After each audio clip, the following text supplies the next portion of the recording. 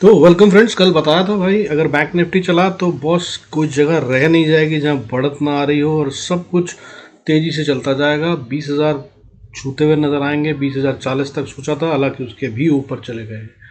अब आगे क्या, थोड़ा सावधान रहिएगा, उसके बारे में बात करूंगा और बताऊंगा आपको कि क्या गेम बन रहा है। आइए शुरू करते हैं आज का वीडियो। ज़रूर समझ लीजिएगा, कल का दिन एक बड़ा दिन हो सकता है और आ सकती है गिरावट भी। Let's start the video. Before we start, I request you go to the disclaimer. Disclaimer as per SEBI norms. जरूरत हो तो वीडियो को पॉज कर पढ़ें। देखिए आज जो है ना, वॉलेटिलिटी इंडेक्स फिर से बढ़ता हुआ नजर आया। 12.71 12.71 पे बंद हुआ है विद द गेन ऑफ 4.35%। ये लगातार बढ़ रहा है और पिछले 2 दिन में कम से कम 11 11.5% बढ़ चुका है। ठीक है, आज 4.5% के करीब बढ़ा है, कल 7.5% के करीब बढ़ा था और ये काफी तेज बढ़त है अगर बोलें तो विक्स के लिए।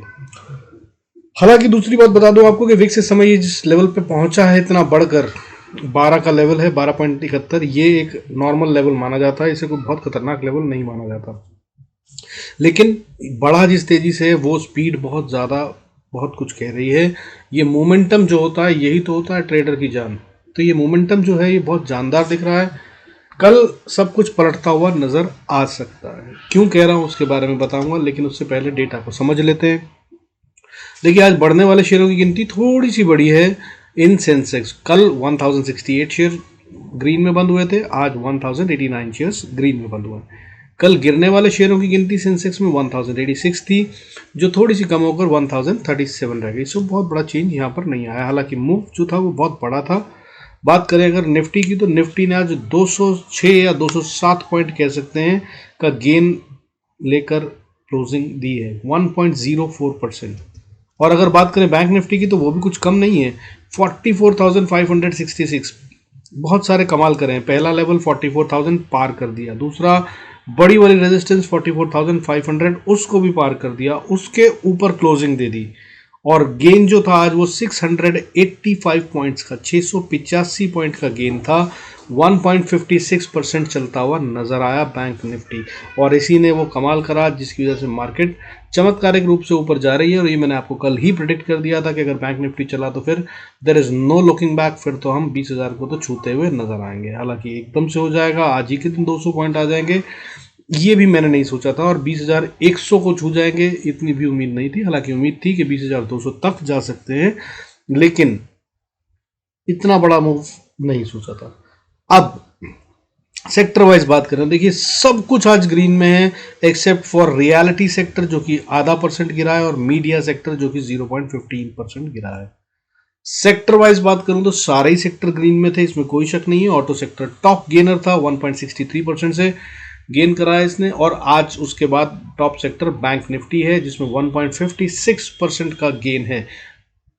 सेकंड टॉप गेनर आज बैंक निफ्टी है, और ये काफ़ी टाइम से लगाड़ था, वो सारी कमर कसर इसने पूरी कर दी आज। और इसके अलावा IT sector, financial services, small cap, mid cap, और मतलब you talk about anything, FMCG, MNC, metal, energy, सब कुछ ग्रीन में है। ठीक है, लेकिन इसके अलावा जो चिंता का विषय है, जो ग्रीन में है तो लेकिन वो होना नहीं चाहिए, वो है आज गोल्ड, डॉलर, सिल्वर, क्रूड सब बढ़ता हुआ नजर आ रहा है।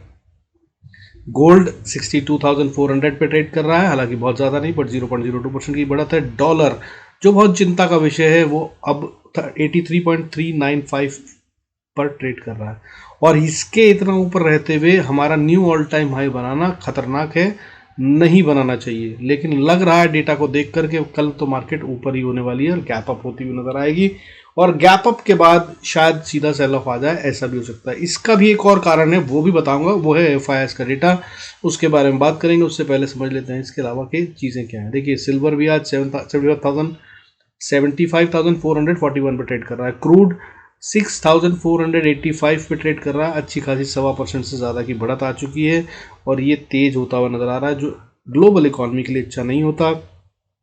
गोल्ड, डॉलर और क्रूड, इन तीनों का एक साथ बढ़ना इक्विटी मार्केट के लिए नेगेटिव होता है, और ये तीनों बढ़ रहे हैं। हालांकि मार्केट में जान बहुत शानदार है, मैं आपको उसके बारे में बताऊंगा, लेकिन उससे पहले एफआईएस का डेटा जो मैं आपको बता रहा हूँ, आइए उसको देख लेते हैं। देखिए आज एफआईएस ने अपनी बाइंग जो है वो ना के बराबर कर दी है, हालांकि बाइंग करी है फिर भी, ठीक है, सिर्फ 71.91 करोड़ की बाइंग करी है, जिन्होंने कल 2600 करोड़ की बाइंग करी थी। और इस कम का कंपनसेशन कहाँ से हुआ है? डोमेस्टिक इंस्टीट्यूशनल इन्वेस्टर, इन्होंने आज 2360 करोड़ की बाइंग कर डाली, और ये कारण है जिसकी वजह से मार्केट ऊपर आई। हालांकि अगर एफआईआई सेलिंग में है तो न्यू हाइज नहीं बन रहा है, इस बात की बात समझ लीजिए। और दूसरी बात ये कि आज जो गेम था वो बहुत बड़ा हुआ, ठीक है, ये है इनका बाय वैल्यू और ये है इनका सेल वैल्यू। आज इन्होंने 16,000 करोड़ से ज़्यादा का गेम खेला है, और उसके तहत में ये समझ में आ रहा है, जो कि आमतौर पर 7-8-9 हज़ार करोड़ तक का होता है, ठीक है, उससे समझ में आ रहा है कि इन्होंने अपनी गेम को बहुत स्ट्रांगली फिट करा है और जो कुछ करना चाहते हैं उसके लिए पूरी तैयारी कर चुके हैं। और आज क्लोजिंग के टाइम पे बात करें, जब 71 करोड़ का माल खरीदा है, 72 मान लीजिए, बहुत ज़्यादा नहीं गैप रखना चाहें तो अब इनके पास माल भी है, कल ये चाहे तो बेच सकते हैं। सो अगर कल खुलते ही मार्केट प्रॉफिट बुकिंग आए और मार्केट गिरने लग जाए तो सावधान हो जाइएगा, बहुत ज़्यादा तेज़ी से गिरावट आ सकती है। इसके अलावा की बात करें अगर चार्ट्स पे चलते हैं और चार्ट्स को समझते हैं। देखिए अगर चार्ट्स की बात करें तो मैं निफ्टी देखता हूँ, सेंसेक्स वाला अपना सिंगापुर निफ्टी, तो वो भाई रेजिस्टेंस के पास पहुंच गया, ठीक है, मेरी पुरानी रेजिस्टेंस खींची हुई है जो बहुत स्ट्रांग रेजिस्टेंस है, और वहाँ पर काइंड ऑफ फेल होता हुआ नज़र आ रहा है, ठीक है। ये 20,100 के आसपास लगा लीजिए, 80 के पास लगा लीजिए, वो जगह है जहाँ पर ये अटकता हुआ नज़र आ सकता है। मंथली के हिसाब से मैंने ये रेजिस्टेंस बना रखी थी, और ये वहाँ पर पहुँच कर थोड़ा सा वीक होता हुआ नज़र आया। ये मंथली चार्ट है, अगर मैं इसको आपको दिखाऊं आर्ली चार्ट पे और आप इसको देखें और समझें तो आपको समझ में आएगा कि ये वहाँ पर जाकर प्राइस अब बहुत देर से अटकी हुई है। तो कल गैप अप अगर होता है तो भाई ये अटक जाएगा। ये वो जोन है जिसमें मैंने बताया था कि रेजिस्टेंस आएगी, और ये आएगी, इसमें कोई शक नहीं है। अब प्राइस कल ग्लोबल में देखिएगा, सिंगापुर निफ्टी जो होता है, जिसे गिफ्ट निफ्टी कहते हैं आजकल, जिसे पहले SGX निफ्टी कहते थे, वो अगर 20,120 के नीचे ट्रेड कर रहा हो तो बाय का ट्रेड बिल्कुल मत लीजिएगा, फंस जाएंगे। तब का मतलब ये है कि फॉरेन इंस्टीट्यूशनल इन्वेस्टर्स सेलिंग में आ गए हैं, अगर ऐसा होता है तो। नहीं तो फॉरेन इंस्टीट्यूशनल इन्वेस्टर अगर बाइंग में हैं तो 20,120 को SGX निफ्टी कहिए, गिफ्ट निफ्टी कहिए, या सिंगापुर का जो एक्सचेंज की निफ्टी ट्रेड होता है उसकी बात करिए, वो 20,120 के नीचे नहीं आना चाहिए। सो ये कल के लिए सबसे बड़ा वाला इंडिकेटर या साइन हो गया, इसको ज़रूर नोट कर लीजिएगा। अब बात करते हैं निफ्टी और बैंक निफ्टी की बाकी की चीज़ों की। क्यों कह रहा हूँ कि गिरावट के संकेत हैं या आ सकते हैं। देखिए सबसे पहली बात, लास्ट कैंडल ये आर्ली वाली है, ये थोड़ा सा डोजी बना है, चलिए छोड़ देते हैं, बहुत छोटा साइन होता है। बहुत दमदार ढंग से मार्केट ऊपर चलती नज़र आई है, सो दम बहुत है। इसके अलावा ऑप्शन चेन भी स्ट्रांग है, जो बता रही है कि मार्केट अभी और दम रखती है ऊपर जाने के लिए, चली जाएगी। और कल है एक्सपायरी, मगर ये ऑप्शन चेन का डेटा नलिफाई हो जाएगा। क्यों? क्योंकि ऑलमोस्ट सारी की सारी ऑप्शंस में 90% तो ऑप्शंस हर महीने ज़ीरो होती हैं, आपको पता होना चाहिए। आई होप आप जानते हैं। तो भाई ये सारी ऑप्शन चेन का डेटा जो है ये नलिफाई हो जाएगा कल, तो इसलिए इसको इंडिकेटर आज नहीं माना जा सकता। हालांकि ये बहुत स्ट्रांग है और ये बता रहा है कि मार्केट ऊपर जाना चाहती है, ठीक है। अब जो स्ट्रांग नहीं है उसकी बात कर लेते हैं, जिसकी वजह से मैं कह रहा हूँ FIS का आपको मैंने बता दिया, बाइंग बहुत कम कर दी है।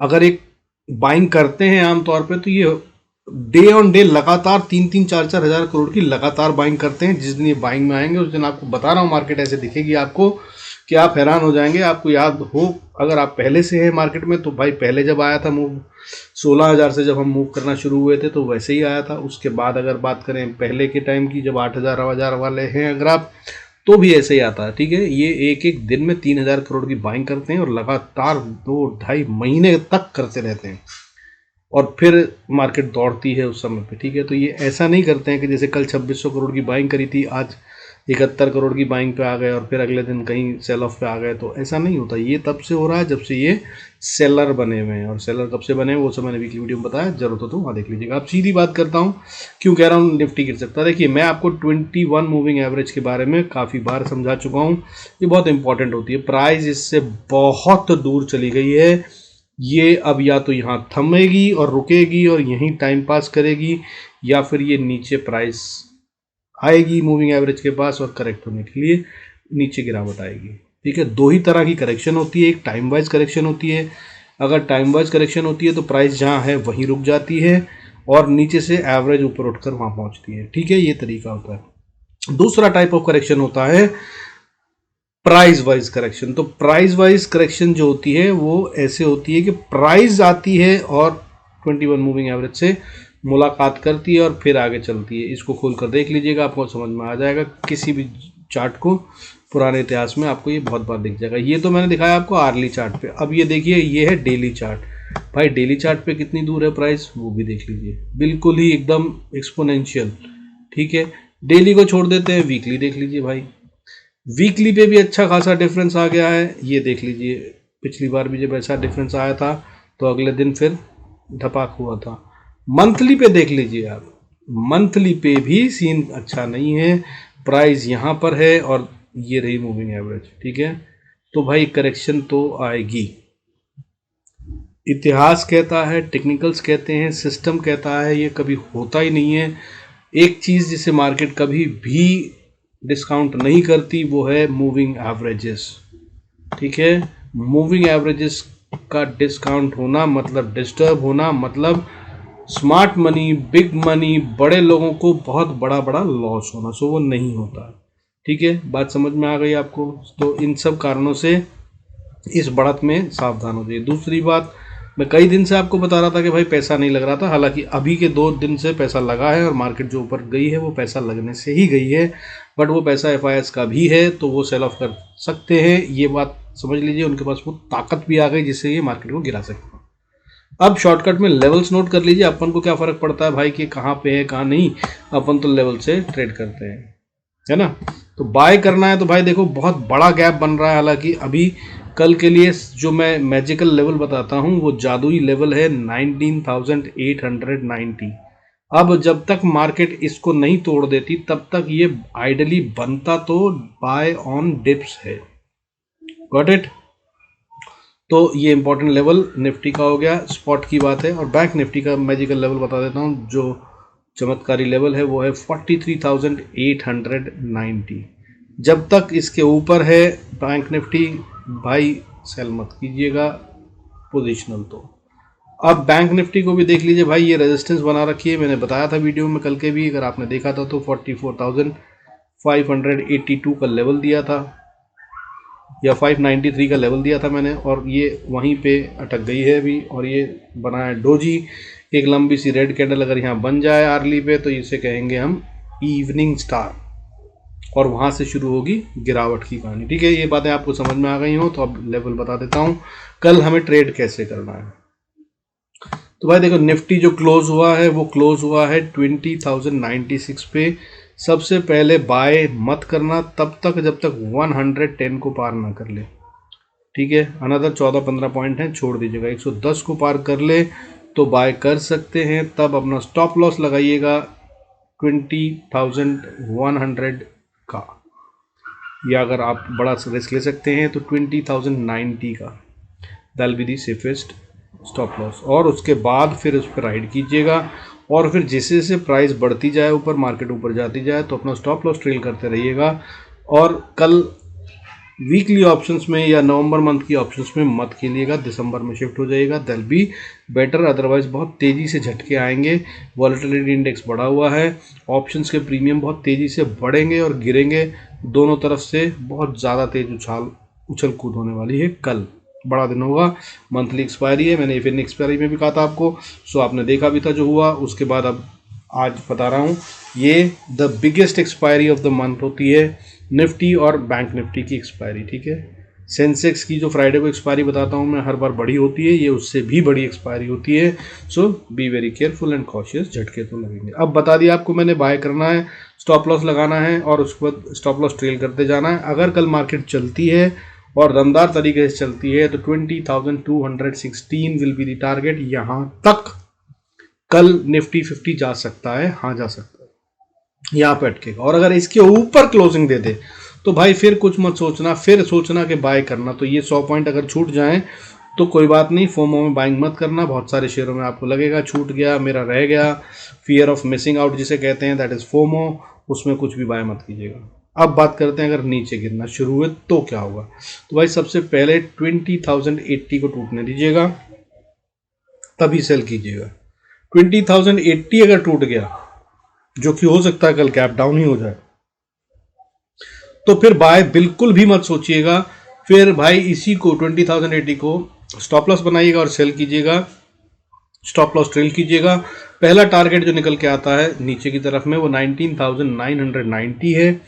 19,990 और 80 का एरिया ये एरिया है जहां पर आकर प्राइस अगर रुकी तो रुकी, नहीं तो यहां से आगे गिरेगी और भी। और यहां से अगर फॉल आती है तो ये गैप को फिल करने की कोशिश करेगी, तब ये 19,900 1020 तक आराम से आ जाएगी। और उसके बाद फिर इंपॉर्टेंट लेवल जो मैंने बताया 19,890 यहाँ पे सपोर्ट ले सकती है। ये वो एरिया होगा जहाँ से चांसेस होंगे कि प्राइस रुके या बाउंस बैक करे, ठीक है। और अगर इसको भी तोड़ दिया तो फिर अगली सपोर्ट जो है वो स्ट्रांग वाली 19,875, उसके बाद 857, उसके बाद 820 और उसके बाद 800 को मान लीजिए। ये वो एरियाज हैं जो स्ट्रॉन्ग सपोर्ट्स हैं, यहाँ पर आकर प्राइस ज़रूर स्लो हो जाएगी अगर फॉल भी आ रहा हो तो। अब बात करते हैं बैंक निफ्टी की। तो बैंक निफ्टी की अगर हम बात करें तो देखिए, अगर तो बाय करना है तो इंतज़ार कीजिएगा, सबसे पहले ये ट्रेड करे 44,601 के ऊपर। 607 बन रहा है मेरा लेवल, उसको देख लीजिएगा, वो पार हो जाए तभी बाय कीजिएगा। अदरवाइज मुझे लग रहा है कि ये उससे ही नीचे पलटता हुआ नजर आएगा। 593 के आसपास बंद हुई है, या 566, 566 या 582 लास्ट ट्रेड था। जिस भी तरह से आप देखें तो 20-50 पॉइंट छूटते हैं, छोड़ दीजिएगा। और अगर 44,630 सेफ खेलना चाहते हैं तो 630 से पहले सोचिएगा मत बाय का। और अगर 630 या 660 के ऊपर चली जाए तब फिर इसको राइड करने की कोशिश कीजिएगा बाय कर। और फिर ये ओपन ब्लू स्काई है, बैंक निफ्टी में काफ़ी जगह है, लगा रहा है। ये अगर दौड़ने पे आया तो ये बहुत सारी चीज़ें कर सकता है, हजार पॉइंट के मूव भी दे सकता है, जैसे इसने आज भी दिया लगभग 700 पॉइंट्स का मूव। अब उसके बाद फिर बुक मत कीजिएगा, मगर स्टॉप लॉस ज़रूर ट्रेल करते रहिएगा, क्योंकि बीच में एक फ्लक्चुएशन ज़रूर आएगी, फॉर श्योर आएगी। कल मंथली एक्सपायरी है, भयंकर रूप से होता है। दूसरी बात भाई, end of the game hero zero ज़रूर ट्राई कर लेना।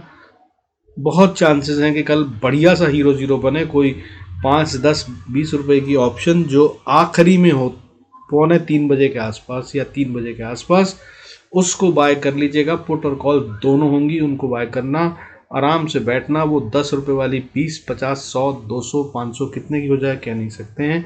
ऐसा होने के कल बहुत चांसेस हैं। मंथली एक्सपायरी है और इतना खतरनाक डेटा बना हुआ है कि अगर कहीं पलटने का टाइम आया तो ऐसे ही कुछ होता हुआ नजर आएगा, जिसमें आपकी ऑप्शंस जो बिल्कुल जीरो होंगी वो खतरनाक ढंग से बढ़ती नजर आएंगी। सो सेलर्स बी वेरी कॉशियस, बहुत लालच मत कीजिएगा, अपने प्रॉफिट्स बुक कर लीजिएगा जब प्राइस किसी ऐसी जगह पे पहुंच जाए जहां आपने टारगेट लगा रखा हो।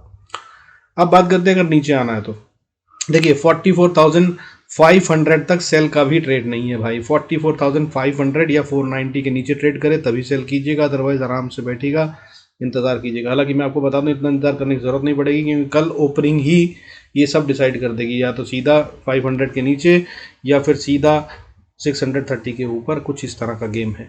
और अगर नीचे की बात कर रहे हैं तो 500 या 490 के नीचे आ जाए तो फिर आप सेल कीजिए।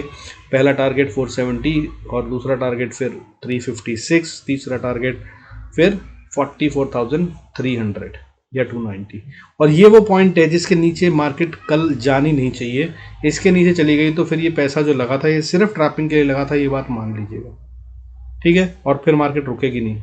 44,290 280 का एरिया इसके नीचे गई, हालांकि झपकी मारी, झटका लिया तो 115 तक जाकर झटके से ऊपर आ सकती है। अगर ऐसा कुछ हो तो उसे भी देख लीजिएगा, वो फिर से ये नहीं वो ट्रैपिंग होगी तब, ठीक है। और अगर इस पे भी नहीं रुकी 44,100 पे तो फिर ये चल पड़ी है बढ़िया से नीचे, और जितनी बढ़त दिखाई है सब छोड़ती हुई नजर आएगी। फिर पहला टारगेट उसके नीचे 44,040 और उसके बाद जो क्रिटिकल लेवल है 43,880 90 का लेवल, यहाँ तक बैंक निफ्टी आता हुआ नजर आएगा। और अगर इसको भी तोड़ दिया तो फिर 43,760, 43,662, 43,600 और 43,450 तक बैंक निफ्टी ट्रेवल करता हुआ आ सकता है। और उसके बाद ये वो जगह है जहां से शुरुआत होती है वो एरिया की, जहां पे ये बाउंस करने के चांसेस हैं। और 43,358 से 43,500 के बीच में या 440 के बीच में कहीं से भी ये ज़रूर बाउंस करेगा, अगर इसको गिरना भी है तो एक बार। हालांकि इससे पहले एक इंपॉर्टेंट लेवल है जहाँ चांसेस ऑफ बाउंस बैक है वो 43,667 है, और उससे पहले मैंने क्रिटिकल लेवल जो बताया वो है 43,890। इन पे भी नज़र रखिएगा, यहाँ तक प्राइस आकर भी वापस बाउंस कर सकती। होप आप बढ़िया पैसा बना रहे हैं, बढ़िया से मूव्स कैप्चर हो रहे हैं। अगर हो रहे हैं तो भाई कमेंट में डाला करें, थोड़ा मुझे भी पता चले और अच्छा लगे। And I am so thankful आप लोगों ने वीडियो देखा, उसके लिए thank you so much for staying connected. God bless us all, see you in next video. With this I conclude this video, see you in next video.